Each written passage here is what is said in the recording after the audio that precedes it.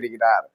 துலாம் லக்னத்துல ஜனனிச்சிருக்கிறீங்க. துலாத்திலே ஜனனித்த ஜாதகருக்கு இது போல வற்றாத செல்வங்களை கொடுக்கக்கூடிய கிரக அமைவு, எப்பொழுதுமே கையில் பணம் புழங்கக்கூடிய அமைவு. துலாத்திற்கு அதை உறுதிப்படுத்துவது 2-11 அதிபதிகள்.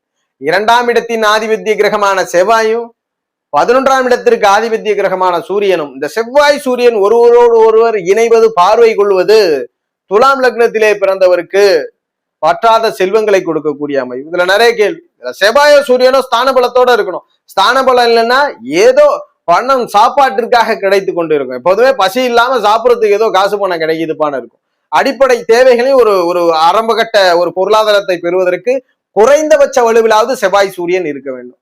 இல்ல செவ்வாய் சூரியன் ஆட்சி உச்சம் பெற்று ஒன்னா நினைஞ்சிருக்கு, இந்த காம்பினேஷன்ல திரிகோணமும் தொடர்பு இருக்குன்னா அவர்களுக்கு தான் இந்த பணம், வற்றாத பணம், லக்ஸுரி பணம், எதையுமே அடையக்கூடிய பணத்தை கொடுக்குது. அப்ப செவ்வாய் சூரியன் தொடர்பு கொண்டு ஸ்தான பலத்தை பெற்று திரிகோணம் பெற்றால் வற்றாத உயர் செல்வங்களை ஜாதகர் பெறுகிறார் துலாம் லக்னத்துல பிறந்தவர்.